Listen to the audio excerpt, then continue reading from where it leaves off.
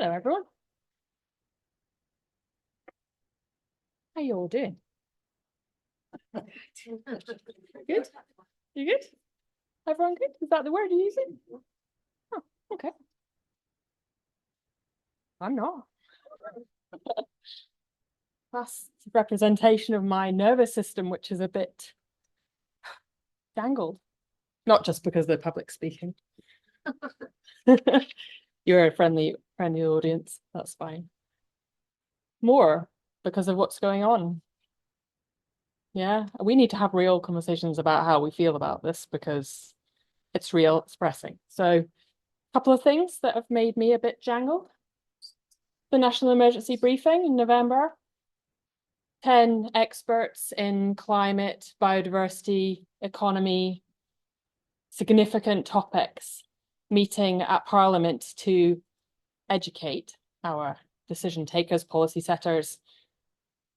Was your MP in the room? Do you know? Mine wasn't. Don't think he went, even though I emailed him.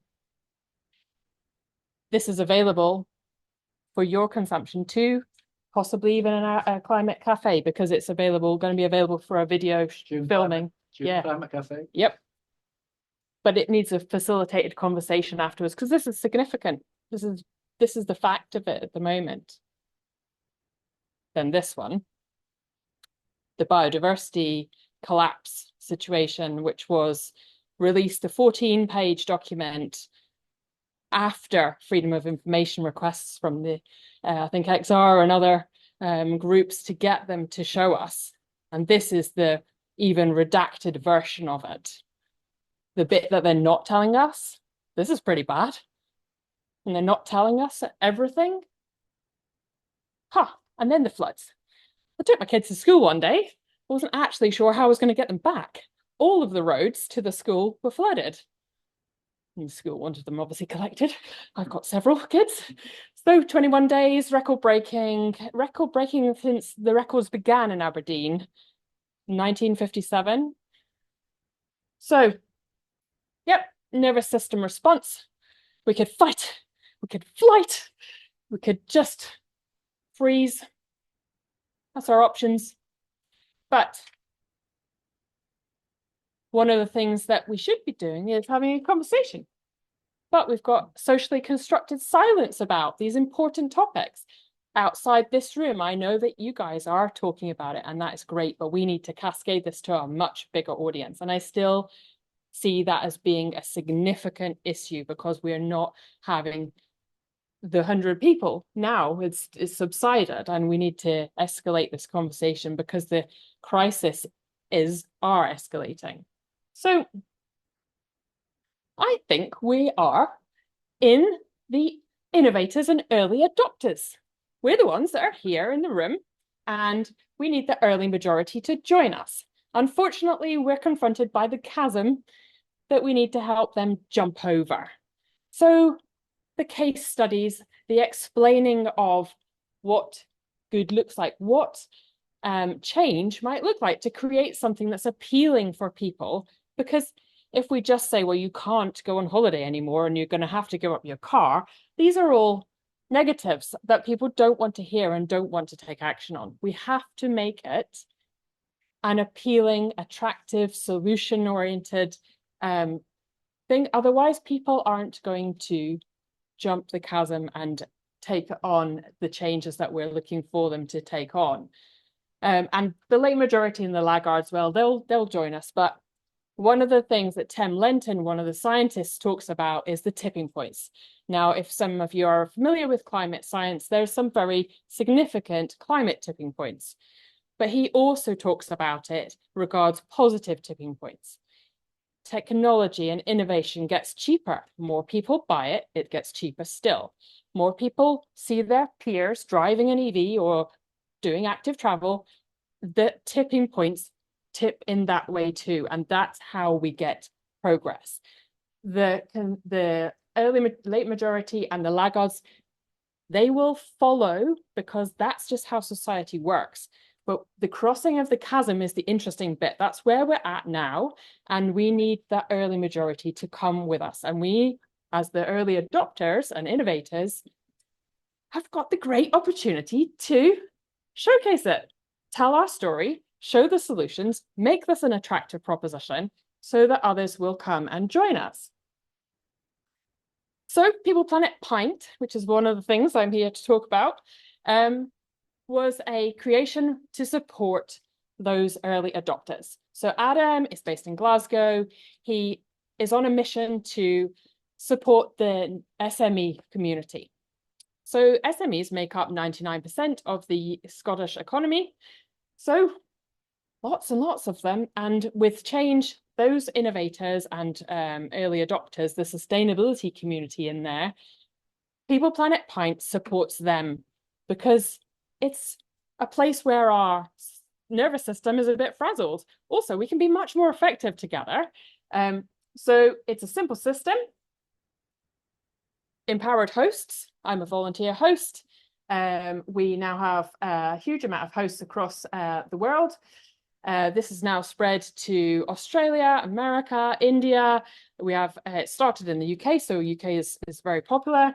But in cities, in rural communities, I did start mine in Lawrence Kirk, but kind of felt that actually Aberdeen was a bigger audience potentially. There's no gatekeepers. We don't say you're not an activist, you can't come in, or you're a business person, you can't come in. It's for everybody because we're all different parts of that system. And it's about bringing together partnerships and collaborations to support each other, celebrate the successes because we need to, and console each other when things aren't going so well or funding's been cut or whatever has happened. But it's about bringing that together. And that was shown in the Willow review that was done as an independent report for the government last year. People Planet Pint was credited as shifting forward quite a lot of topics because people had met in the pub and they'd connected, they'd realized they were working on similar projects and took it forward. So it's taking it into the business community because the two things where I'm a person that lives in community, but also we work. And so taking this into the business setting where we can influence huge number of people and be the channels for change has a great potential. So we just meet in the pub. So we're sponsored by Crystal, who are great at giving us, before we got so successful, Crystal used to fund 33 drinks for each venue. We're down to 10 now because we've consequence of our success. But to cover that worldwide growth, Crystal now we just manage it slightly differently. So if you're new to my events, you might earn a drink in the first time you come, and then maybe the next time you don't get a drink on Crystal because we incentivize the new people that come.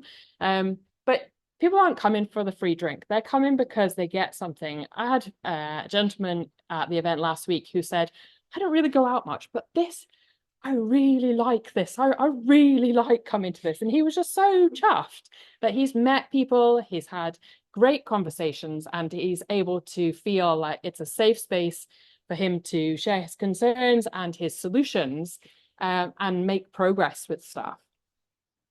So the inner development goals, which I don't know if you're familiar with those, they go alongside the sustainable development goals, and they're about the skills that we might benefit from as we move forward in this challenged situation that we're in. And collaboration and courage are a couple of ones that come up in that. So we need to be a bit like a lion and take courageous steps. And we also definitely need to collaborate. It's been mentioned by others as well. We're not going to do great solutions on our own. We can do much better stuff at scale.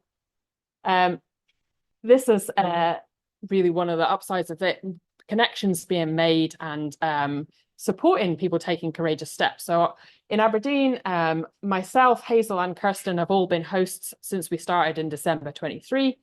I never took a note of how many people have attended our events, but we host People Planet Pint, and it's been stopped now, but People Planet Pastry, which is a daytime version where we brought people together in a cafe. Pints in the pub and pastry was in the cafe. And you'll see some faces that are here today and some that are overseas. Javier was getting some attention the other day about his innovation. So it's been really good. We were able to support the B Corp escape room and bar, and we hosted with them for until they closed, and we've relocated now to where are we at? 6 by Nico, who actually sought us out to be our venue for it. So we do silly things like play games to talk about carbon emissions. This is another Small 99 Adam invention, where we just make the stuff accessible and fun so that people can actually incorporate change into their activities.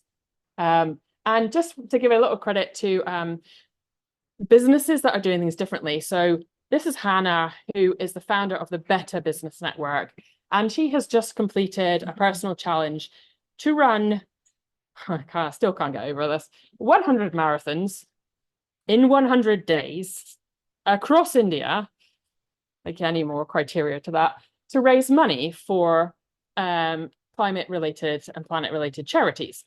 And she raised about 50p. So, it's just bonkers when you realize her achievement and how little funding has been put towards that sponsorship.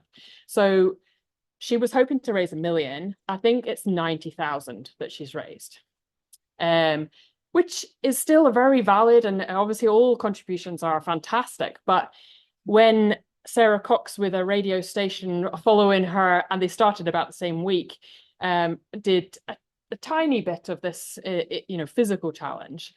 It just shows the difference of media and coverage. But we have to be courageous. We have to tell the story. And this is about businesses taking action as well, because her whole model is about better businesses and how businesses can lead this change and really channel change. So she's a People Planet Pint host as well. And yeah, I just wanted to highlight her as another champion for doing great things. Little quote, best way to predict the future is to create it. So how can you help? Attend. We host about every 6 weeks in Aberdeen. You'll find us on Eventbrite. It's free to attend. Just register so we know who's coming. We role model like good behavior. So these are the tokens. They're made of recycled plastic. So when you come, I give you a token, you cash it at the bar.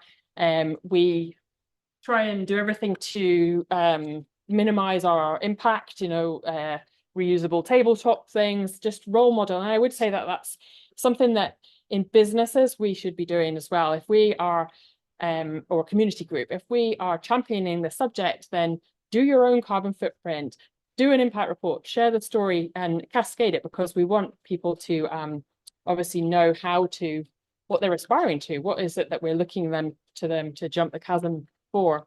So that's me. And that you can connect with me on there if that's useful for you. Thank you very much. Thank you for letting me come and talk.